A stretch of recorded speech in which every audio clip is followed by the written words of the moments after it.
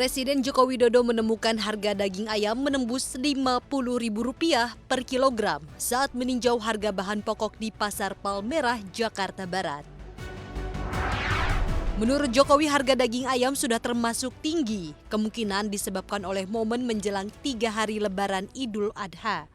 Meski tidak memungkiri adanya kemungkinan permasalahan di pasokan, Jokowi menegaskan pihaknya akan memeriksa penyebab pasti dari kenaikan harga daging ayam tersebut. Mengutip data panel harga Badan Pangan Nasional Senin 26 Juni 2023, harga rata-rata nasional daging ayam ras mencapai Rp37.810 per kilogram. Adapun pada beberapa kabupaten harganya melebihi Rp50.000 per kilogram, seperti Sumatera Barat dan Kalimantan Utara.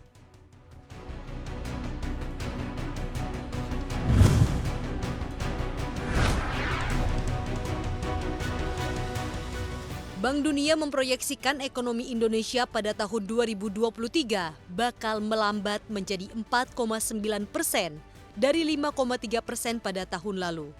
Lantaran kembali normalnya permintaan dalam negeri setelah mengalami lonjakan pasca pandemi tahun lalu, serta melambatnya perekonomian global seperti yang telah diperkirakan. Bank Dunia mengatakan perekonomian tanah air didukung dengan konsolidasi fiskal yang lebih cepat dari yang diharapkan, penerapan reformasi perpajakan, dan peningkatan kualitas belanja publik. Meski pertumbuhan ekonomi akan stabil, Indonesia mengalami penurunan pertumbuhan produktivitas seperti yang dialami oleh negara ekonomi berkembang. Potensi pertumbuhan yang merupakan suatu ukuran kinerja perekonomian tampak melambat akibat berkurangnya input dari tenaga kerja dan kendala pada pembentukan modal manusia.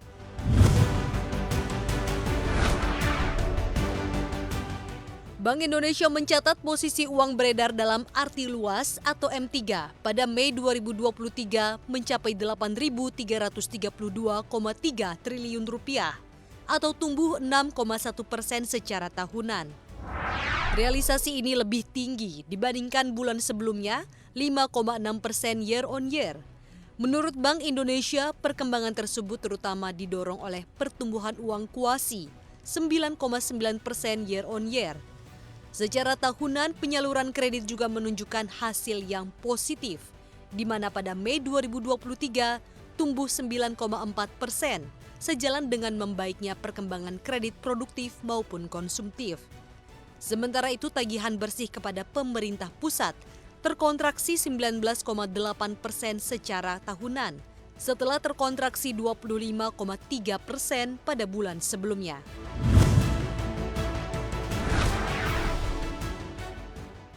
Menteri Keuangan Sri Mulyani Indrawati mengungkapkan anggaran pendapatan dan belanja negara atau APBN hingga akhir Mei 2023 surplus Rp204 triliun.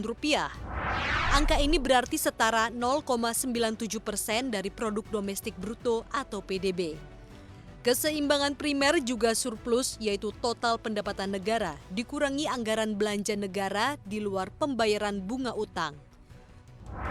Surplus APBN pada Mei 2023 ini berasal dari pendapatan negara yang tembus Rp1.209,3 triliun, alias tumbuh 13% secara tahunan, serta telah mencapai 49,1% dari target APBN 2023. Dari sisi belanja negara, angkanya juga tumbuh 7,1% year on year, menjadi Rp1.500 triliun atau 32,8% dari belanja negara yang sudah dibelanjakan.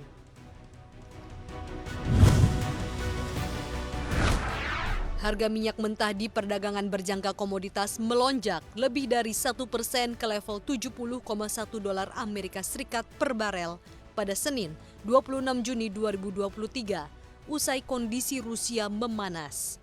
Negeri beruang merah menghadapi pemberontakan singkat oleh kelompok militer selama akhir pekan, meningkatkan kekhawatiran tentang ketidakstabilan politik di salah satu produsen minyak terbesar di dunia yang dapat menghambat pasokan. Kelompok militer Wagner yang maju menuju Moskow selama akhir pekan, namun akhirnya bergerak mundur setelah dilaporkan membuat kesepakatan dengan pemerintah Rusia untuk mengakhiri pemberontakan. Rusia telah menjadi pemasok utama minyak ke negara-negara Asia termasuk China dan India karena harga energi yang tinggi mendorong negara berkembang untuk membeli minyak Rusia yang menawarkan diskon.